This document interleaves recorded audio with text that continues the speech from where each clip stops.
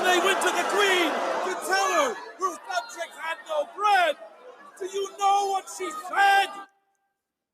Let them eat cake. Who took the bomb? We're getting screwed, man. Every time we turn around, we're getting screwed. Oh, the revolution's going to be through podcasting for sure. That's the only way we talk. It's the little guys that take the brunt of everything. It's got to stop. Peasants, man. We're just peasants. Every one of us. You watch those old movies, you see the peasants in the background with the kings and queens walking around. We're those people. We're those people.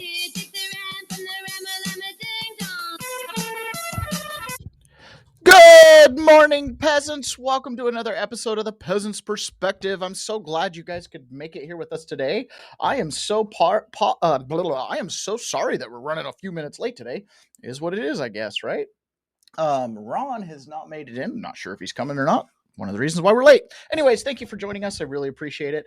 Ponyboy3255, and we're live in 3, 2, 1. Yes, sirree. We are live. Frazier says, yes, it is a holiday, but for who? You know, is today Columbus Day? Is that what today is? Is that what the alleged holiday of today is? Let me just check real quick.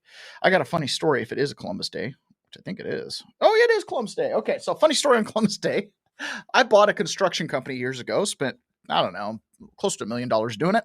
And the first year that we were in operation, I didn't know how employment laws and rules and stuff like that went. So I just assumed that, we took holidays off, including Columbus Day. We were a construction company. Found out later, construction companies do not take Columbus Day off. Anyways, so I had all my guys take it off. And we were pretty desperate at the time, trying to start this new business and get it running. And anyways, we had guys going home on Columbus Day. And as the day went on, I'm like watching dump trucks driving around, which was the business I was in.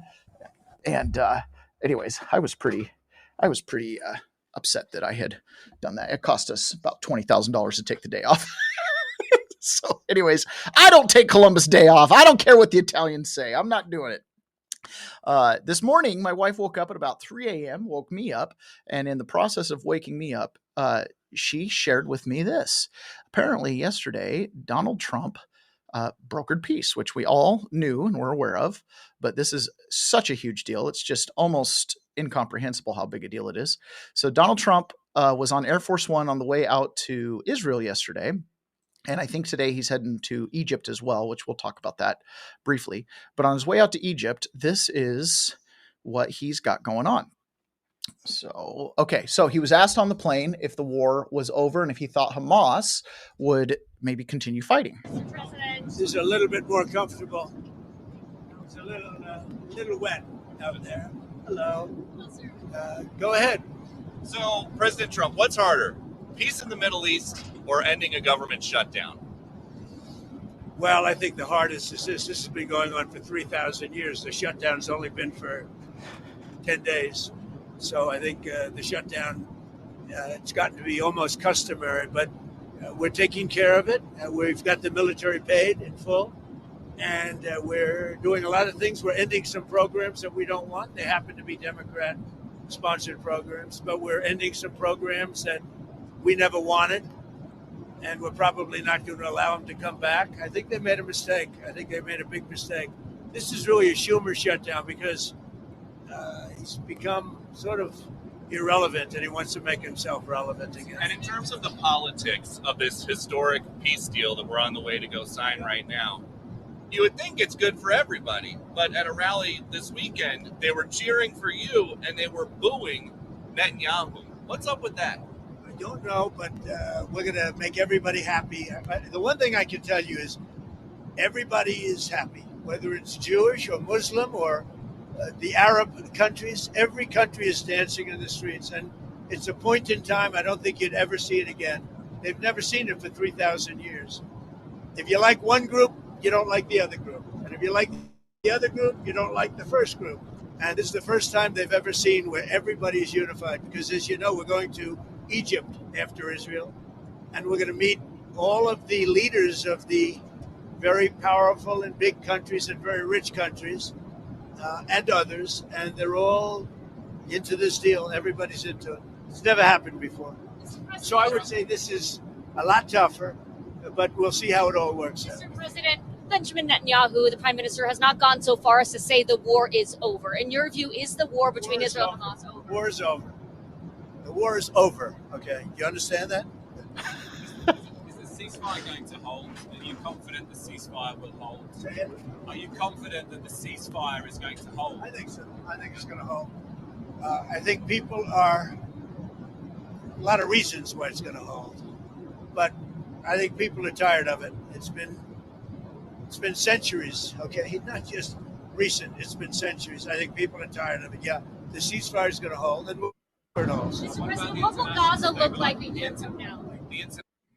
All right. So Trump's like, ceasefire is going to hold. I like the sound of that. I really do. There's been, I mean, truly, in a very real sense, there's been almost a continuum of this type of fighting over the sand in the Middle East, as Trump says, for 3,000 years. It's been a long time.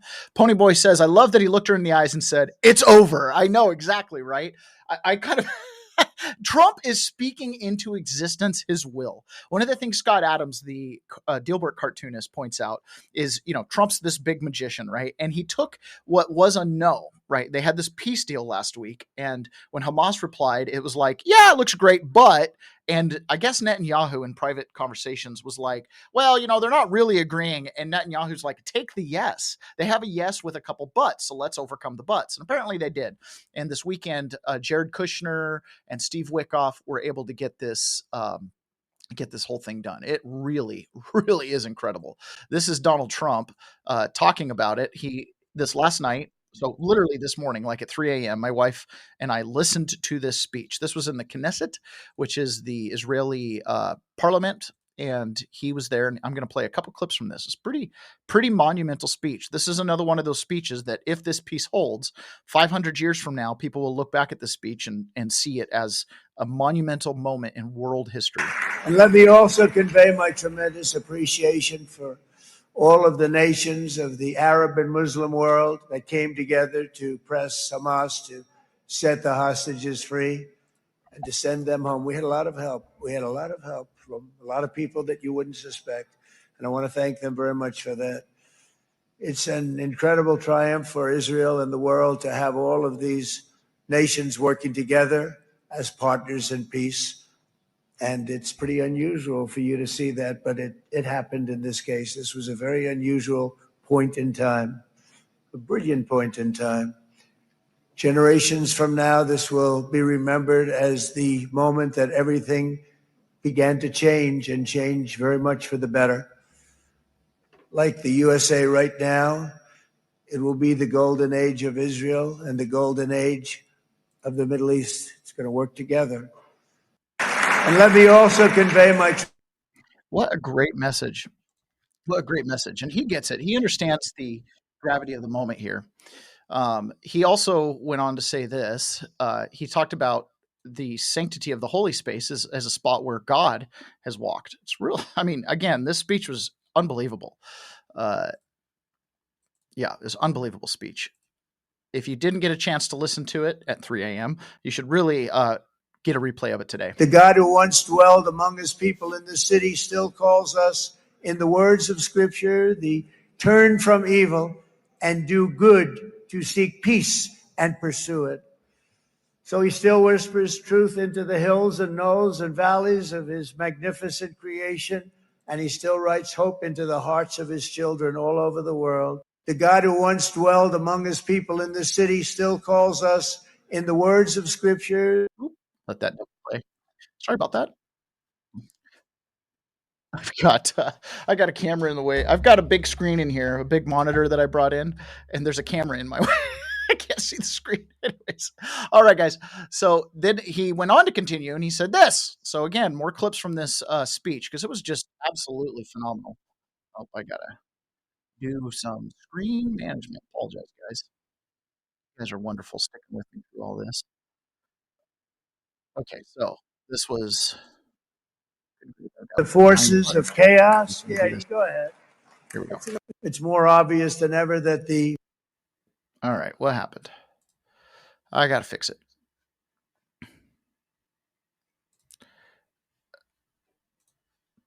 Awesome. Very awesome. Okay, here we go.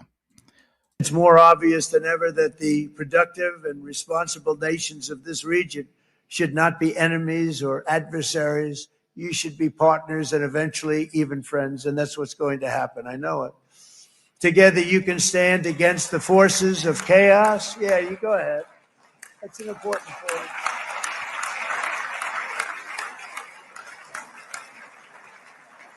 Because you can stand against the forces of chaos that threatened all of your interests, and it's always a big threat, and unleash incredible prosperity and opportunity for all the people of these lands. It's more obvious than ever.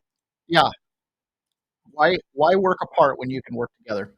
So that brings me to our first sponsor of the day, which is 1775 Coffee, which Ron, who is not a coffee drinker, could probably use a coffee drinker on these early mornings when he doesn't make it. Still haven't tried 1775 Coffee? Now's your shot. 1775 starter kit just dropped. Only 1,000 units available. You're getting the bold dark roast that hits hard, the smooth medium roast, and the Vitality mushroom coffee for clean energy and laser focus. No crash. All single origin, small batch, toxin free, and mold free. Plus, you're also getting a golden spoon clip because freedom is not scooped with plastic.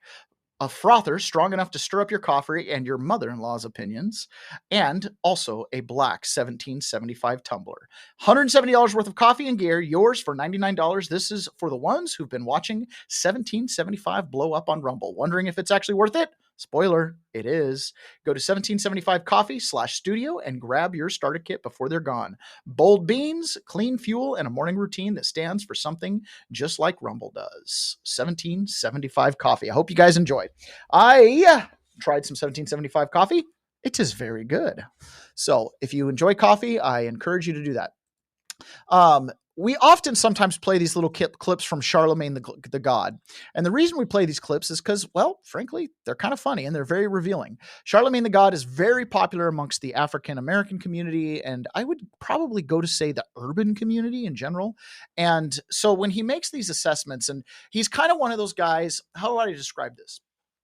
I would describe him as someone who's in the game. He's a commentator. He comments on everything. He's just kind of a lifestyle commentator, obviously. And so he doesn't necessarily observe politics from some type of deep policy way. It's really about the results. How do we have better lives? How do we have housing? How do we have healthcare?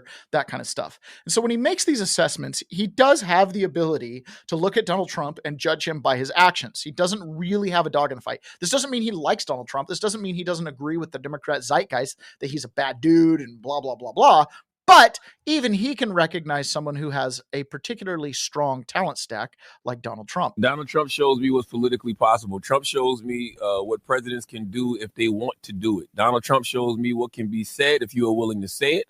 It's not about what can't be done. It's about who has the political will to do it. I don't want to hear a peep from Democrats about nothing until they get the balls to say what's really on their mind in regards to this country and this world. Trump doesn't care if it sounds ridiculous. Trump doesn't care if it makes sense. It's no political correctness whatsoever. As I've been saying for years, the language of politics is dead, and Donald Trump killed it, period.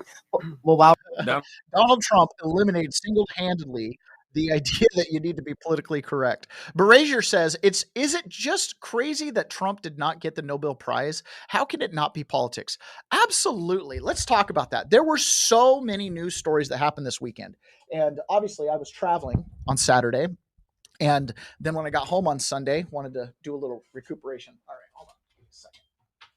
I got to make this camera hit the deck or it's going to get knocked over. So I had a lot of traveling this weekend, a lot of driving, a lot of listening to podcasts and stuff like that. So much stuff has gone on the last couple months. And specifically, has there been a week in the last 2 or 3 months that hasn't been a pretty wild news week? Honestly and truly, weeks have been like quarters in the news cycle. The number of headlines and the importance of the headlines have been so significant. This Nobel Prize thing is the most ridiculous thing. Here's the excuse that they're using. This Israel-Hamas ceasefire and peace deal happened way too late. We actually picked the winner in January and everything's been prepped since then. Okay, well, there's quite a few things that have happened in time for you to have given Donald Trump the Nobel Peace Prize. Putin has spoken out. The leader of Belarus has spoken out. A handful of other world leaders have spoken out. And they've basically said that Trump not getting the Nobel Peace Prize degrades the Nobel Peace Prize. And here's the crazy thing. They gave it to a woman down in Venezuela. They call her, I can't remember what they call her. They call her something Tren de Agua. We talked about it a little bit on Friday. It is crazy that he didn't get a Nobel Peace Prize. So I wanted to show you this because this is kind of one of those like, a little bit scary, a little bit interesting. Last 2 days ago in Egypt, they had a concert, and they had this concert right at the pyramids. Okay.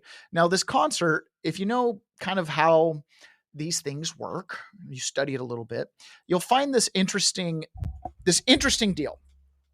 When you host a concert like this is a big mega concert. It's at the Giza Plateau. The pyramids are in the background. You can kind of see them here in the background. Okay. So the pyramids are in the background. We'll play this one just a moment.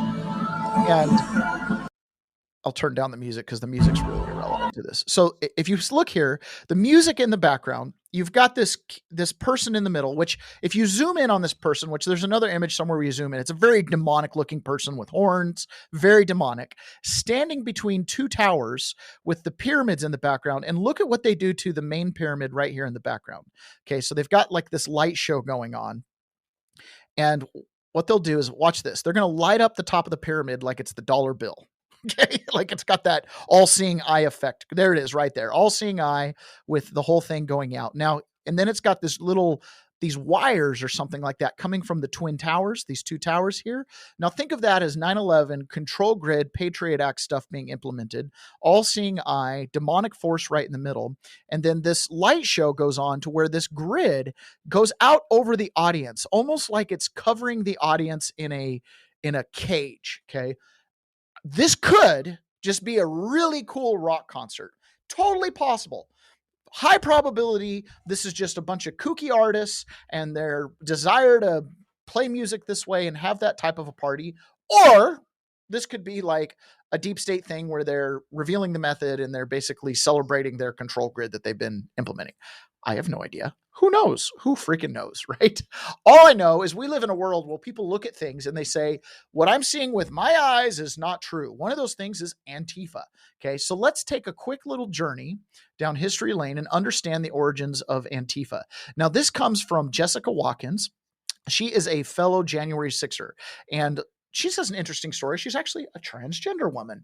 Yes, she's a former military veteran, served overseas in war, came home at some point, went through the transition. She actually was in the DC Gulag with a lot of my brothers as a transgender woman.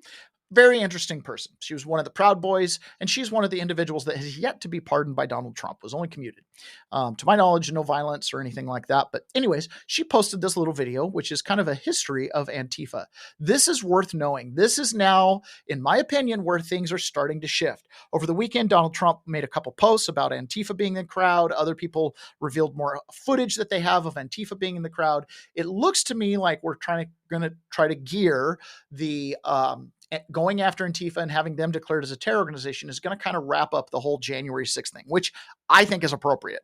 And so we are going to get to watch that unfold. So it's important for us and our audience to understand exactly who Antifa is.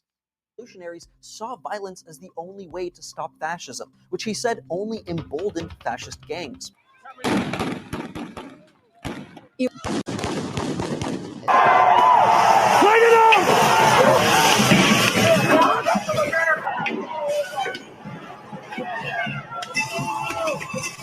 I want to point this out in this video. This is during Donald Trump's inauguration in 2016. There was a huge amount of violence, massive amount of riotings during the inauguration. I think 119 people were arrested. There was $2 billion with a B, not 2 million. There was $2 million worth of damage done at the U.S. Capitol. There was $2 billion worth of damage done by Black Lives Matter and Antifa the day Donald Trump was sworn in 2016. It wasn't Black Lives Matter yet. It was all Antifa. About 100 plus people were arrested. They sat in a deferred prosecution circling pattern for 4 years. Days after Joe Biden was sworn in, every single one of their cases were dropped, dismissed. I sent the filing to my attorney at the time, my defense attorney, and I was like, I expect this outcome from January 6th. Boy, was I wrong. Okay, keep watching this.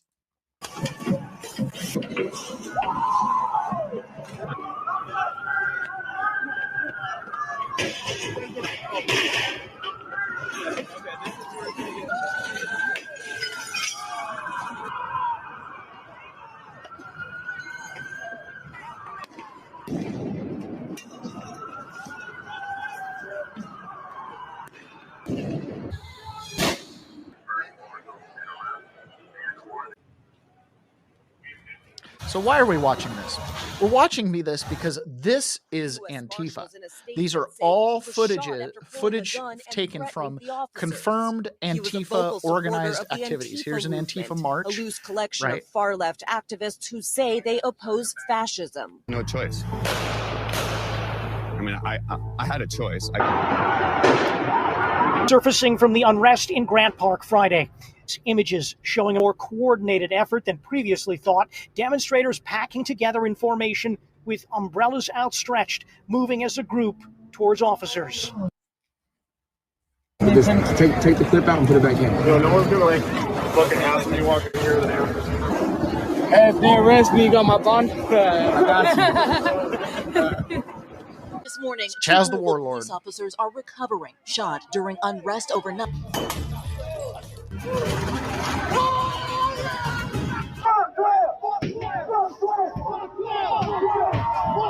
Contracting companies, you hear gunshots all the time.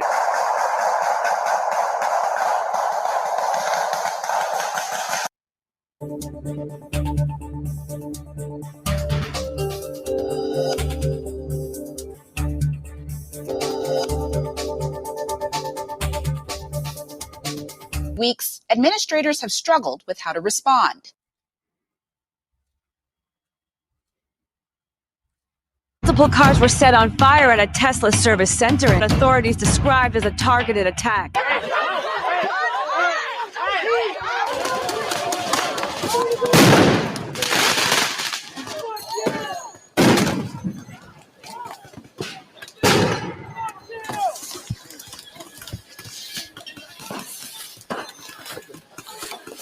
Antifa attacks our police stations. They attack our courthouses.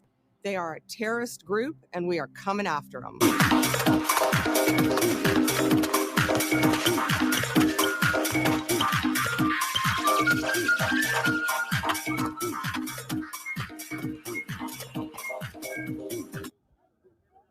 See what they do there? After they're declared a terrorist organization, they dress up in costumes and they're like, we're not a terror organization. Power just shut out. Am I still streaming? He's running. Apparently I am. Look at him go. Oh my gosh. Okay. Stop sharing. Am I still going to be live? Someone's going to have to chat and tell me that I'm still here because my power went out all of a sudden. Computer stayed on because the batteries are running. Okay. We'll just hang out here for a minute, see how it goes. I got no camera. We'll get it. One way or another. Oh my goodness.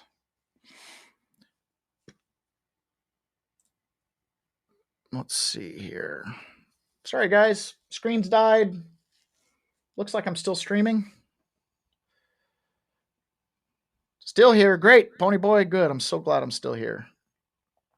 I'd read an ad real quick to buy up the time while everything turns back on. The whole office went dark. Poop on me all of a sudden. And I can't turn on my camera. So just give me a minute till my camera kicks back on.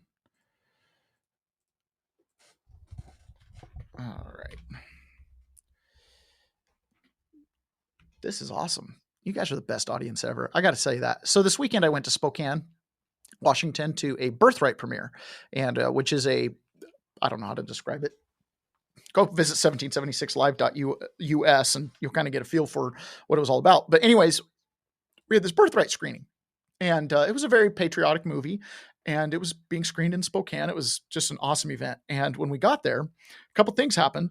The theater where it was being screened, apparently there's a restaurant that's kind of like a hipster's restaurant nearby, and they did not want any advertising for the video. They said, if you advertise it, we'll complain and stuff like that. So it didn't really get advertised, just got advertised online, didn't no posters or anything.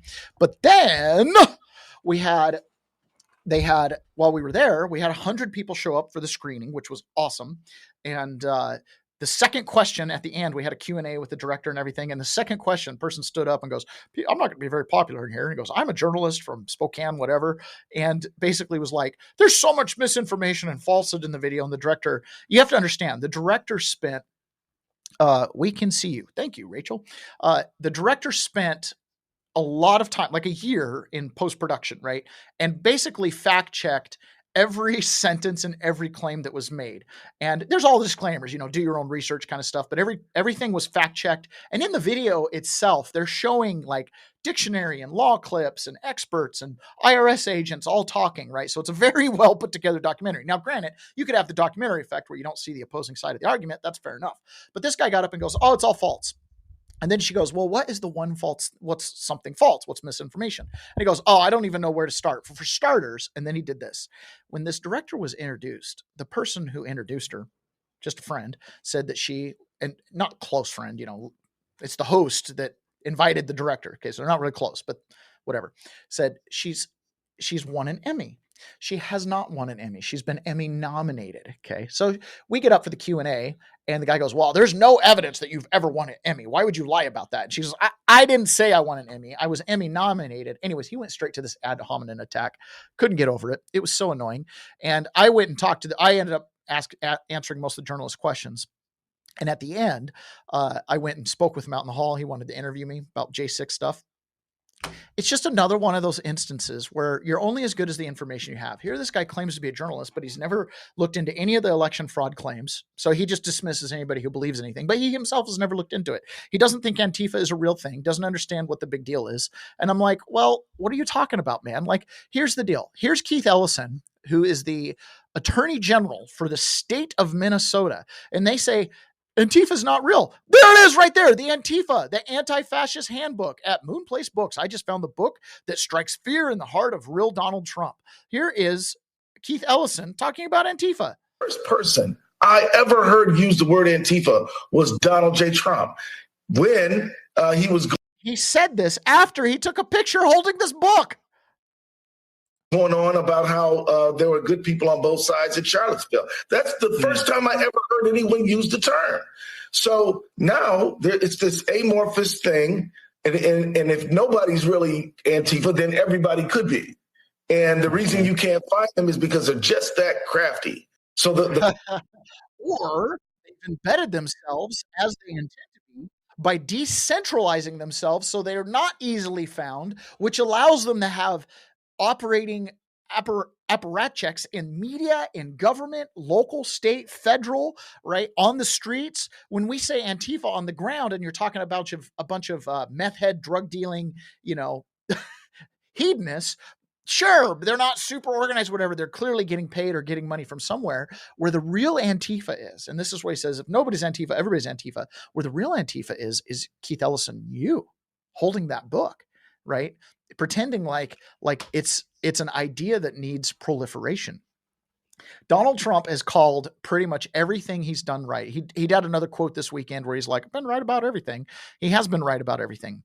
Do you remember when in the first administration, Donald Trump's first administration, he was able to get the border crossings at an all-time low, right? Just drove them down, down, down, down, down. I don't think he ever really, you could say he ever officially closed the border all the way, but he definitely reduced the amount of people coming over. And of course, he was challenged in the courts, and a lot of those challenges he prevailed on, right? Like all the family separation and the return to Mexico, he prevailed. So in the beginning, when he set all those policies, he was challenged. By the end, he was mostly getting those through. Joe Biden came in and just undid everything. Opened the border, helped process people in faster. Everybody gets asylum, right? Just people, person after person after person. I remember very clearly watching on TV as Senator Langford from Oklahoma gets up and goes, the only way we can close the border is with legislation. It cannot be done otherwise. And we need to pass this legislation.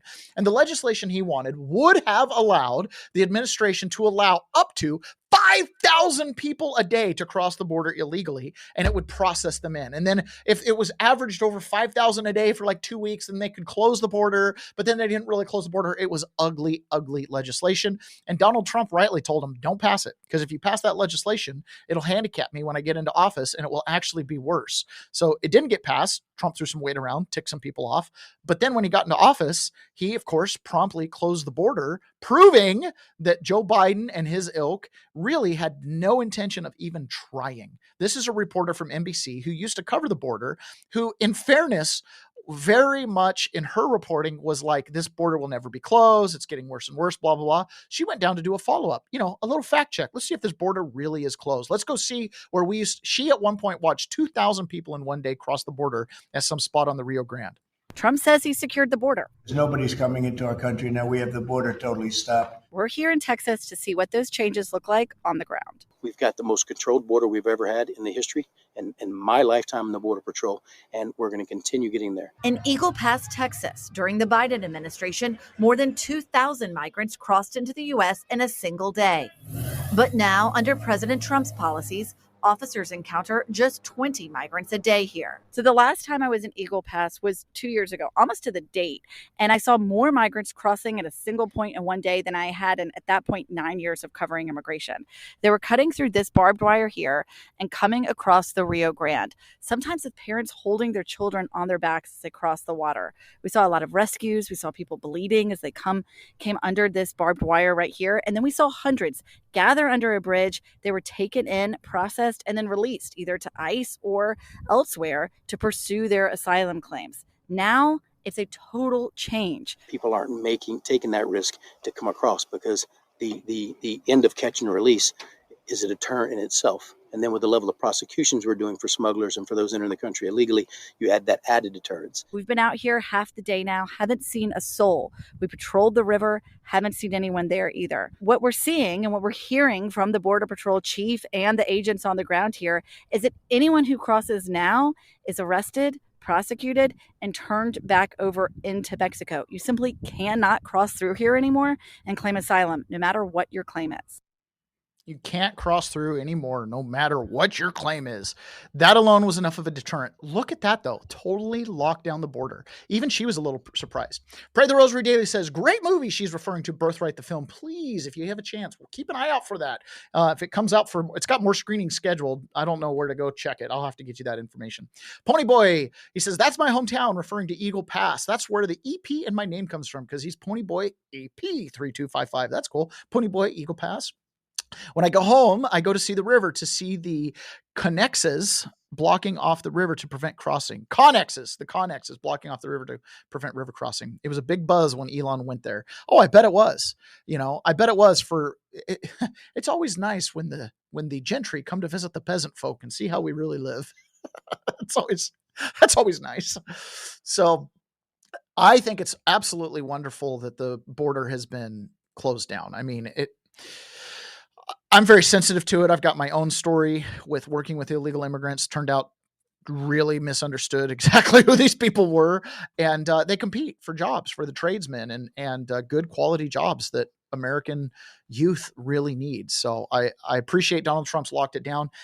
There's a lot of things that Donald Trump is doing that are probably going to cause some pain while we readjust. Donald Trump is going through things so rapidly. Pain might be only felt if you're directly connected to something like soybean farmers are feeling some pinch right now, right? Certain different segments, but overall, it's kind of like you've got to get through it to get to it. You've got to get through the crash to get through the rebuild. If we're going to have a golden age, we're going to have to shed some dross, right? It's just really, really simple. And so one of the things that's also happening with all of this, readjusting of the government, getting it into like a laser-like focus. Remember, the United States of America is a for-profit corporation. Do not be misunderstood about that. And that's what Donald Trump's doing. He's running it like a chief executive. He's trying to bring business home and increase the profitability of the home corporation. Okay. And right now, that corporation is on budget lockdown. It is shut down. And so Donald Trump, an unbelievable statesman that he is using what is being what was intended to be weaponized against him and the Republicans. He is using it in order to create leverage to continue rearranging the deck chairs on the Titanic, rearranging the deck chairs on the Titanic, where he's rearranging the deck chairs, right? Where he's resetting the table. And one of the things they're doing is they're doing a lot of firings. If the Democrats are going to keep the government shut down, they're going to take advantage of it, and they're going to fire people. Are going to be painful. This is not a situation that we relish. This is not something that we're looking forward to, but the Democrats have dealt us a pretty difficult set of cards. We're trying to do the best that we can with the shutdown situation that Chuck Schumer has left us. The longer it goes on, Maria, the more Chuck significant. Schumer has taken so much heat on this thing because the far left wing of his party, he's facing a potential primary challenge from AOC. And so he wants to align with that far wing of the party that will not work with Donald Trump. It's just anti-Donald Trump everything. And so he's kind of like holding in the shutdown, but it's also really bad for him. Democrats are being fired. Democratic programs are being cut. It's no bueno for him. And so Senator Kennedy from Louisiana suggested on 2 different talk shows this weekend that likely what Schumer will do is he'll get 6 or 8 of his Democrat buddies to vote to end the shutdown, and Schumer won't vote for it, but that'll kind of get him out of hot water. Because even the media is saying this is a Democrat shutdown because you're the ones that won't vote to open it. And now you could just go to vote to open it and save all those people's jobs, and they're still letting it happen, which really kind of makes you wonder if the Democrats are trying to crash things in order to kind of smear Trump later and just hope that all their obstruction doesn't get caught along the way. I don't know. Seems kind of interesting. Before we do that, while I still have a quick moment, I wanted to, oh, nope, we're not going to do it yet. Let's try it again. Before we do that, I wanted to do a quick ad read because this weekend I went and did my normal go to the Buffalo Wild Wings for my Sunday lunch, and football was on. So, hey, football fanatics, are you ready for some primetime NFL action? Tune in to Westwood One for all the gridiron glory you crave, from jaw-dropping touchdowns to game-changing plays. Don't miss a moment of the excitement. Catch every snap, every tackle, and every victory on Westwood One. You can listen to the NFL on the NFL app, on the Westwood One Sports app, on WestwoodOneSports.com, via Westwood One station streams, or by asking Alexa to open Westwood One Sports. If it's the NFL, it's on Westwood One. It's so fun to go in and watch sports at a sports bar because you just get to see all the games and see a couple great plays and enjoy some good wings. Took my wife out. It was so much fun. Okay, so the other thing that's going on is not only is the shutdown continuing and it's starting to cause a lot of pain. Think about this. You've got a shutdown, and the Democrats want to weaponize the shutdown against Donald Trump. During the shutdown, he brokers world peace in the Middle East, being celebrated. People are running around. Even pro-Hamas people are like, oh, I got to give credit to Donald Trump, right? So they're not really able to like drag Trump into the ditches over a couple thousand jobs in DC when he's creating the ending of bloodshed all around the world, bringing hostages home. Man, Donald Trump has painted the Democrats into this corner where they really have nothing to do but scream. Right? Nothing to do but allegations and just kind of drum stuff up. So George Stephanopoulos on this weekend wants to do this. He could be asking about peace. He could be asking about, budget shutdown stuff. He could be asking about literally hundreds of other topics. But instead, he comes at JD Vance, and all he really wants to know is about this Tom Holman story, right? This Tom Holman story that he picked up $50,000 in a bag. We have a video. Okay, we don't have a video. We have an audio. What good is an audio? I don't know, right? So he's wanting JD Vance to somehow throw Tom Holman under the bus or something like that, and kind of gets a little heated. And actually, ABC even cuts JD Vance off at the end. I don't know what tape you're referring to, George. I saw media reports that Tom Holman accepted a bribe. There's no evidence of that. And here's, George, why fewer and fewer people watch your program and why you're losing credibility. Because you're talking for now 5 minutes with the Vice President of the United States about this story regarding Tom Holman, a story that I've read about, but I don't even know the video that you're talking about.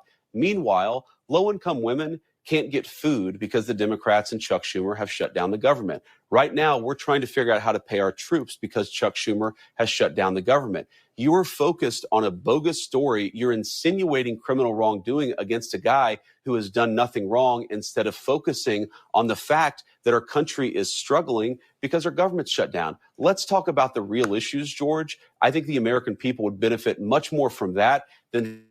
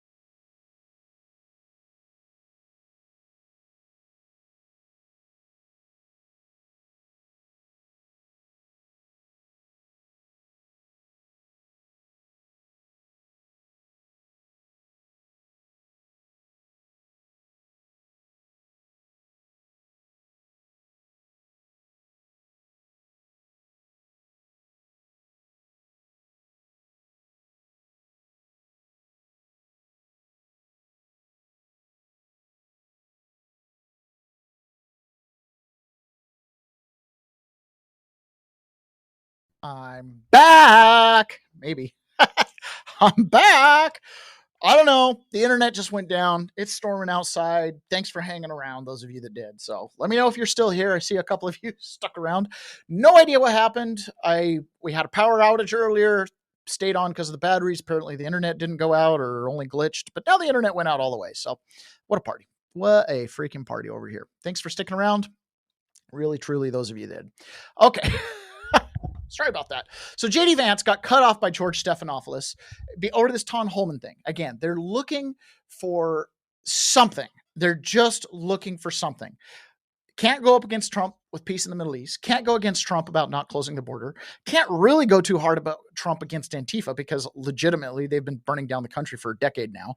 And anybody who's ever interacted with them knows they're real. Okay. So you can't really be like, oh, it's just an idea. Yeah. Till you interact with somebody with an idea. It's like being like, Islam is just an idea. It's not a real thing. It doesn't actually lead people to act or behave in ways like strapping suicide bombs to their chests.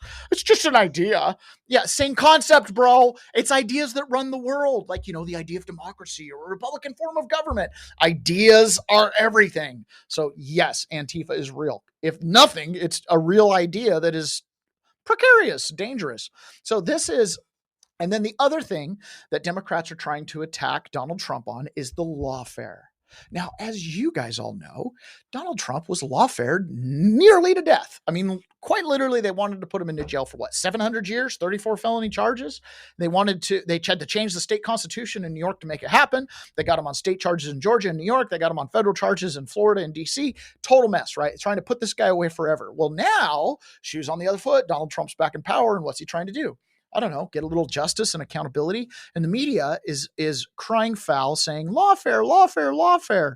This was Jim Jordan, and this is a longer bit, but it's worth listening to because Jim Jordan is laying out the Republican narrative that justifies what it is that Donald Trump's doing vis-a-vis holding government officials accountable.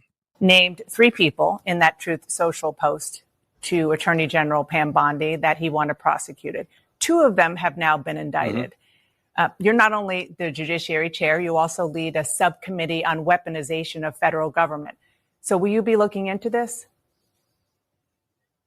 Well, look, I think that this Justice Department is applying the facts to the law. I mean, if John Bolton, a federal judge, thought there was probable cause when they searched John Bolton's house, you had mentioned him, that he mishandled classified information, apply the facts to the law. We'll see if they prosecute there. We know with Letitia James, for example, that you can't say it's your secondary residence and then, in fact, make it an investment property. It looks like she did that. They're applying the facts to the law, and there's that investigation. And, of course, we know with Jim Comey that he specifically hired this individual, Daniel Richman, to leak information. He laundered information through Richman, leaked that information out there. The Comey memos, for goodness sake, went through Mr. Richman. And then Comey, when he testifies, says something different. So that's why he's being prosecuted. So this is our Justice Department under the leadership of the Attorney General applying the facts to the law like you were supposed to, not the weaponization of government like we saw under Biden, like we saw under Merrick Garland, like we saw with Chris Wray. So this is, I think, a completely different situation. Okay, so let's just unpack some of that, if I may, Mr. Chairman. You were talking about the facts and some of the issues that went before the grand jury and allowed for the indictments in the case of James and Comey. But the question is beyond what's happening in the courtrooms or in the Justice Department. It's what's happening between the President of the United States and the Justice Department and these U.S. attorneys. And just kind of look at it big picture. The president pushed out the U.S. attorney overseeing the Comey and James cases.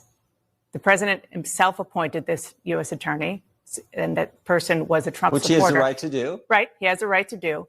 But the president did so because he thought that this man was not pursuing these cases against his political enemies.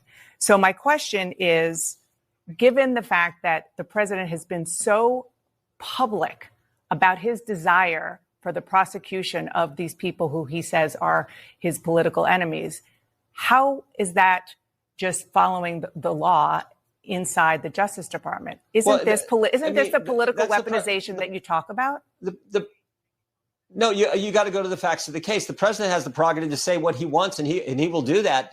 No one's ever doubted that the president will say what's on his mind and frankly do what he told the American voters he was going to do. So that's one thing. But this is about applying the facts to the law, and that's exactly what's taking place in this Justice Department. You cannot argue with the fact Jim Comey said one thing to under oath in front of the United States Congress. That's what he's being charged for: false statements to the Congress, 18 U.S.C. 1001. You cannot argue that he did that, particularly when you know the facts from the Inspector General with this individual, Daniel Richmond, who Comey believe that the Justice Department hired to launder information to folks like you in the press. Do you believe that the Justice Department is acting independently from the president?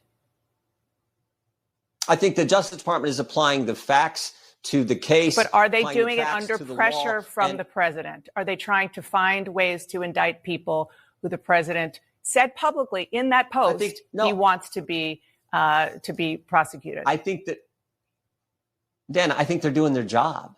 I think they are doing their job. I mean, I know the kind of information they're giving to Congress, information we did not get under the previous FBI director or from the previous attorney general. Information we had looked at this issue. The FBI and the Richmond field office did this memorandum on Catholics, saying if you're a pro-life Catholic, you're somehow an extremist. We got like a handful of documents from Chris Wray, even though we asked for everything. Should they be doing their job under pressure from the president? They are doing their job. So you're saying you're comfortable with that? They are doing their job. But you're comfortable with them doing this? Applying the facts to the law. I'm looking at each individual case, enforcing the law and applying the facts to that. And that's what I think is going on. I'll add one more application. The three examples that you raised. Forgive me. I'll ask one more application to that. Applying the facts, applying the law, fine. How about applying pressure from the White House? You're comfortable with that, given the fact that you were very upset about what you called weaponization so much that you have a whole new subcommittee on it? The president is speaking his mind, and I think that's entirely appropriate. What I know this Justice Department is doing is the good work that they're supposed to do, looking at the law, looking at the facts, looking at each individual case, and moving forward, I think, in an appropriate fashion. Let's talk about these You can't cases. argue with, Jim Comey, by the way, Jim Comey is where it all, so you talk about weaponization, that's where it all started. 9 years ago, Jim Comey's the guy who took the dossier paid for by the other party's But that's not what campaign, he's being Clinton prosecuted campaign, for. Used that. I understand that, but I'm just saying this is, you want to talk about weaponization? It's Jim Comey's where it started. That is totally where it started. He took the dossier, went to the secret court to get a warrant to spy on the other party's campaign. So this is retribution, Then they changed the intelligence community assessment after the first. So you're first, saying no, this no, is no. retribution This is about against looking him. at the facts, looking at the law. No, I'm just saying Jim Comey, this is, you mentioned weaponization. I'm saying that's where it all started. Well, what I'm saying is happening here is they're looking at the facts and they're applying the law to each individual case. Let me ask about those cases. Are you worried, as an attorney and somebody who understands how these cases work, that what the president's comments are doing is actually undermining the cases when they actually come before a judge and jury? We'll see how that all shakes. No, I'm not worried about that. Again, they're going to prosecute the case. Mr. Comey's presumed innocent. That's one of the great things about our system. And they will present the evidence in the court, and we'll see what happens as they move forward. But I am comfortable with them moving forward. I am comfortable with the indictment because I think when you look at the facts, and you're comfortable with the president's role as well. This is warranted. Just to button that, you're comfortable with the president's role. I'm very comfortable with this president. You talk about we're celebrating today what's happening in the Middle East. What he's done I'm not talking about that. I'm talking about in this issue. I'm so comfortable with the president. I'm comfortable with the president and how he's handled his entire responsibilities with this issue, with foreign policy, with the border, with tax policy, you name everything. What's great about this, obviously, Jim Jordan's someone that you don't want to pin into a corner talking about Russiagate, weaponization of government. He's been around for the whole thing. Himself has been targeted. Okay, this is pretty good. He's like, no, I don't have a problem with what Donald Trump's doing. He's getting accountability. The facts of the matter settle this. But notice how Dana Bash continually goes to are you comfortable with this? Are you comfortable? Is this retribution? One of the things you have to recognize is Dana Bash was married to one of the 51 intelligence officers who signed the letter saying that the Hunter Biden laptop was Russia disinformation. She's part of this. Okay. She's on the list. I don't know where she is on the tier of list of people who were weaponized against conservatives and Republicans, but she's totally part of this. Now, Lindsey Graham was on the news and he had something really strong to say. Do you think that crosses a line between the Justice Department being independent from the executive branch? I think our Justice Department in the hands of Biden crossed every line there is to cross. I think within 3 days of announcing he was going to run for president in 2024, he did that in 2022. But what about Trump? He had But Senator, 91 what about indictments. Trump? What about? Yeah. Now, I think the grand jury is going to take care of this, but you didn't care any about this. You didn't care that Letitia James made up charges that no one's ever faced. But Senator Alvin Biden Bragg never made up publicly charges no called one for ever Trump to faced. be indicted. He had 90. He didn't have to. He was calling for him to be indicted in private. Biden regretted that they didn't do it before the election. Jack Smith surveilled my phone records and 8 other senators. Jack Smith introduced his brief against Trump October the 24th before the 2024 election, violating every protocol just to politicize the election. So this may bother you that people are being held accountable. It doesn't bother me one damn bit. Doesn't bother me one damn bit. I love it, Lindsey Graham. I normally don't really love Lindsey Graham, although he's an old bull. He has a lot of pull in the Senate. He's got a lot of money and he spreads it around. Okay. So that's why, it's my opinion, that's why Donald Trump is constantly working with him and allying with him, is because he has a lot of pull. He's an old bull. One of the worst things that Jack Smith could have done was go after the conservatives he went after. Yes, they're on the far right. Yes, they're aligned with Trump, but you spied on them, bro. Do you know how offensive it is to be spied on? Do you know how offensive it is to be on a no-fly list or something like that? Could not have screwed the pooch bigger, right? It's one thing when you come after the peasants. Very few people care. It's a completely different thing when you come after the elite and the senators. As Marsha Blackburn suddenly found religion here because she kind of, frankly, abandoned J6ers. Marsha Blackburn, not good with J6 advocacy. Every single senator and pretty much every single state representative between the 1,580 January 6ers, there's pretty much one in every legislative district. And I would venture to say most, if not all, senators and probably state representatives, especially if they're conservative, got reached out to help a J6er, help them get out of solitary confinement, help them avoid some diesel therapy, help them get their letters, help them have a legal visit, right?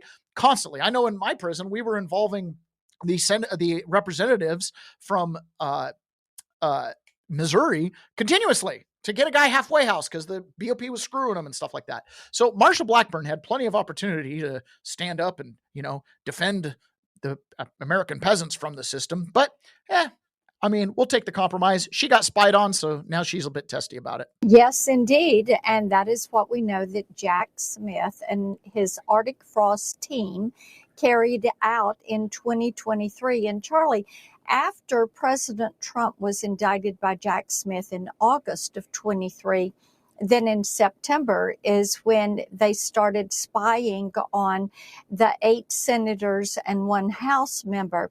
Now, the interesting thing about this, in the documents that the FBI has been able to attain so far, there is no predicate for why they would have done this. And we're all Republicans. We all support President Trump. And we each had valid questions about the 2020 election. But this is something that is illegal. It is interesting that they got a subpoena for our records. They issued that subpoena to our wireless carriers, and then they were able to get every incoming and outgoing phone call, who the call was to, the duration of the call, and the place that I was standing when that call was either made or received. So yes, indeed, if they're doing this to U.S. senators, what are they doing to the American people that disagree with them on issues? So they're putting us in jail. They're putting us in jail. They're killing us on the street. They're hunting us down. They're debanking us. They're putting us on the no-fly list. That's what they're doing to the regular American people that you tend not to hear. Okay. Until there's 1,560 of us, you don't hear us. I was just describing to some people this weekend, when I got into prison, one of the things I realized is that the United States government has created prosecution funnels. Did you know there were over 2,000 doctors and surgeons that were put in prison for prescribing OxyContin? I met one of them. He didn't realize he was prescribing it incorrectly. Did it based on the insert and based on what the pharmaceutical reps did. But, Jeff Sessions, rather than go after the actual makers of OxyContin criminally, he went after the surgeons and the doctors who were prescribing it.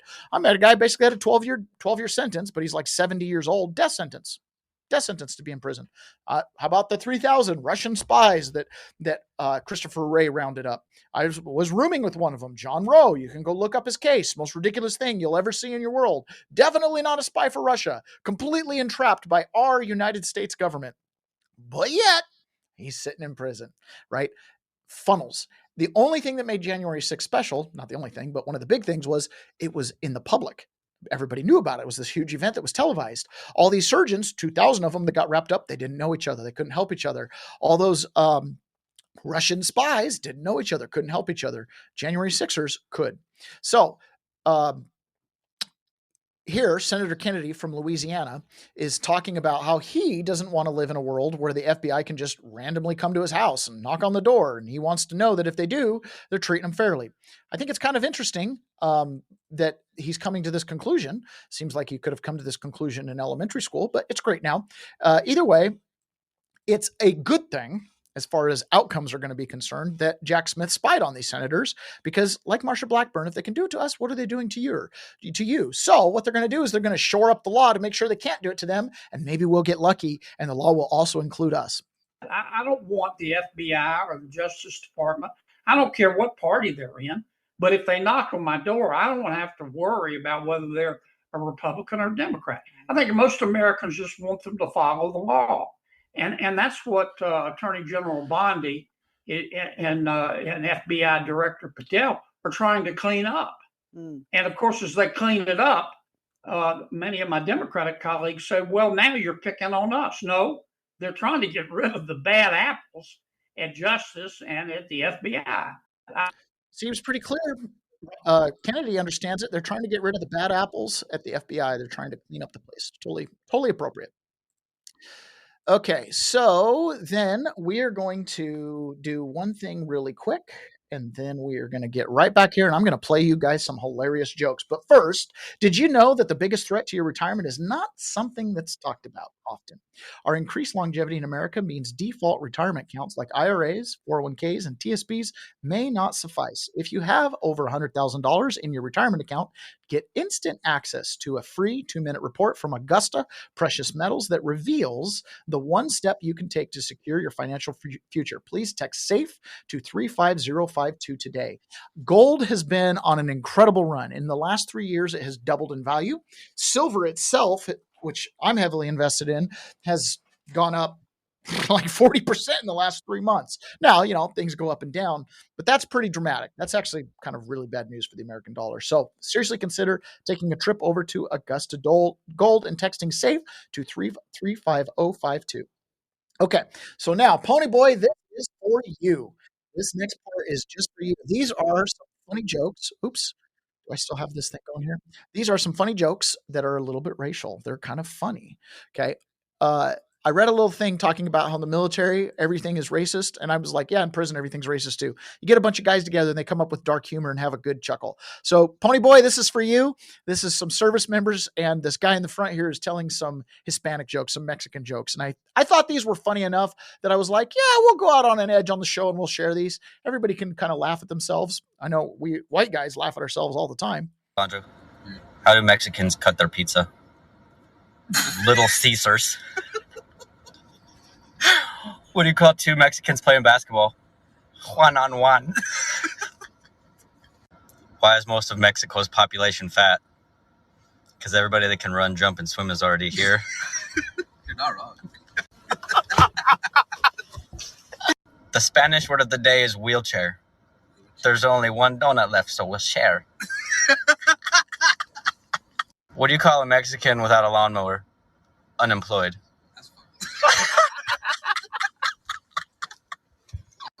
How do Mexicans feel about Trump's wall? They'll get over it. Or under it. Teacher asked me to turn in my essay, but I ain't no snitch.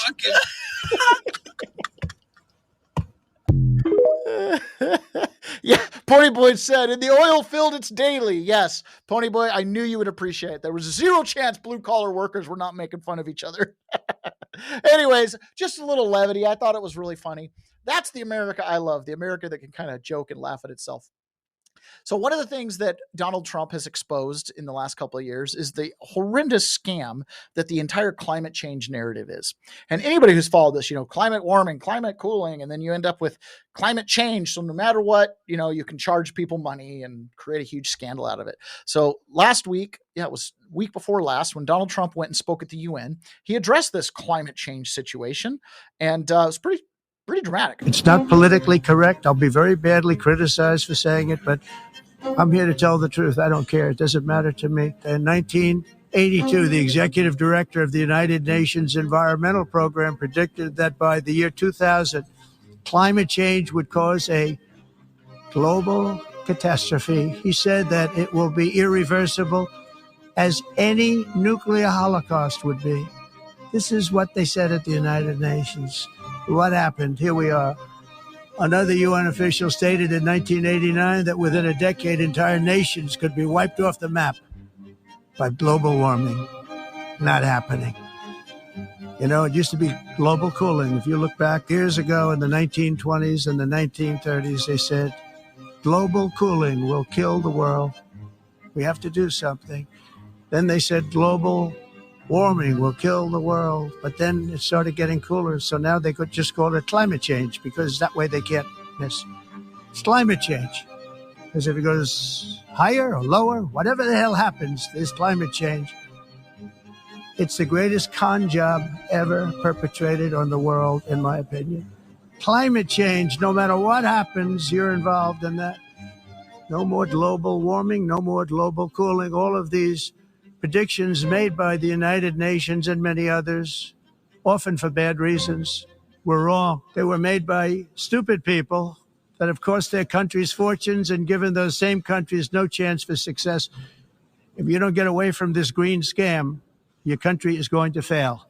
And I'm really good at predicting things, They actually said during the campaign they had a hat, the best-selling hat. Trump was right about everything. And I don't say that in a braggadocious way, but it's true. I've been right about everything. And I'm telling you that if you don't get away from the green energy scam, your country is going to fail. Fact check. It wasn't the most popular hat. The Trump 2028 was. Trump is being a liar again. Just kidding. Of course he's not a liar. Yes, Trump has been right about a lot of stuff, and it sure feels like most things, really, when you get down to it. This right here is coming out of Nebraska. This is a cattle farm in Nebraska, and apparently this gentleman here, I'm not sure exactly what his role is, but he's got some insider information. There's a new study that University of Nebraska is about to release about cows and global warming. It's kind of funny here. I found this to be one of those, whoever pays for the study gets what they want, don't they? So you'll be reading it, so it's not coming from my mouth. I'm not making it up. But the University of Nebraska just got done with their one of their studies that the way to save the world on carbon is raise more cows. Okay. And that's because cows are carbon negative. Okay. They produce more oxygen than they put off methane and carbon. It means to eat more cheeseburgers or steaks, right?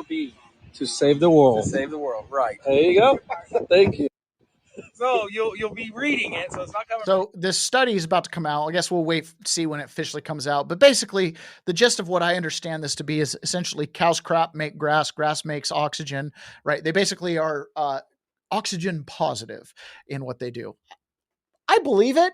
I tend to believe that the world is in balance, right? Even if you're an animal that creates a lot of farts, there's something that's breathing those farts and needs it. You know what I mean? Like there's a balance to everything.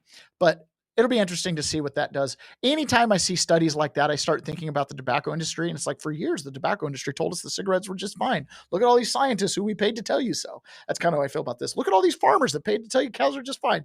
I believe cows are fine. My bias is that this new study from University of Nebraska is probably more accurate than the one coming out of Oxford or whatever that only measured flatulence as a factor. But either way, we'll see.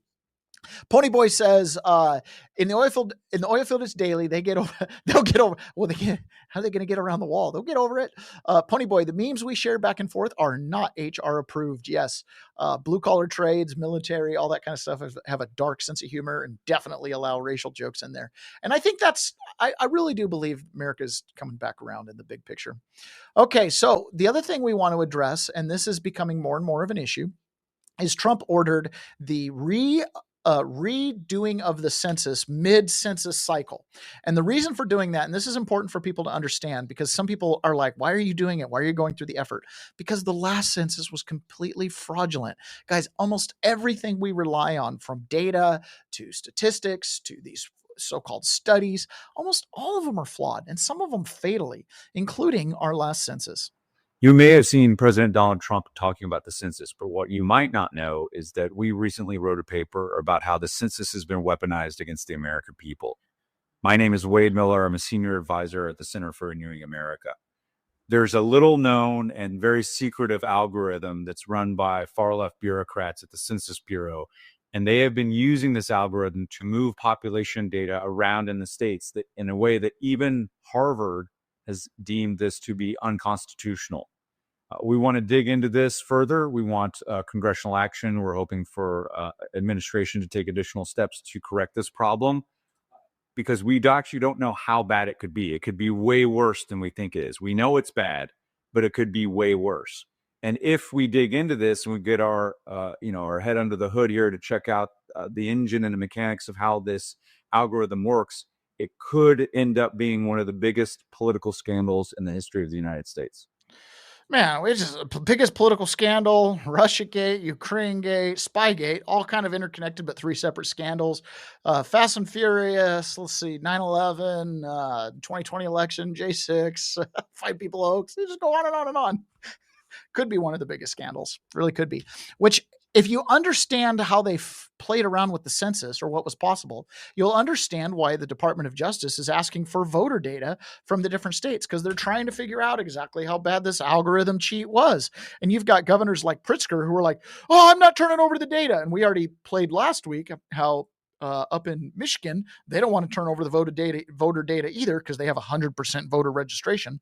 Well, here JB Pritzker is panicking because, well, why does the DOJ want this information? Another thing that's happened, and very few people paying attention, you probably are, which is they demanded, the DOJ did, our voter data, not just ours in Illinois, every state's voter data.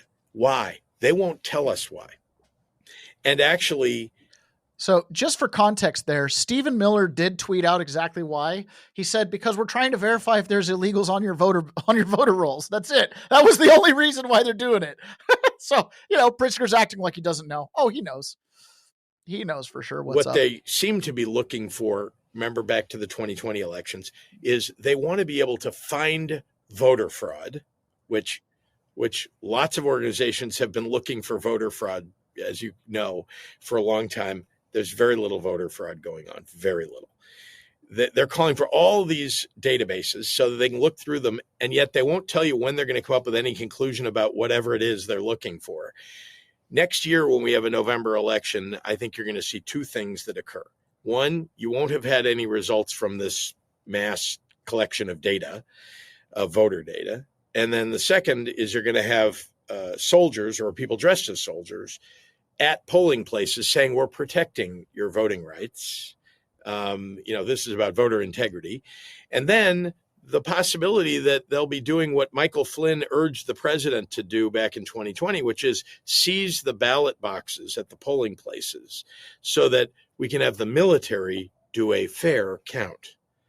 Now, if you put all the things together that are happening right now, that wouldn't surprise me at all. Think about how hard they fought on this issue of whether the election had been stolen in 2020, right? The January 6th riot being an example of that, but lots of other things. And then all of those people at January 6th, being pardoned.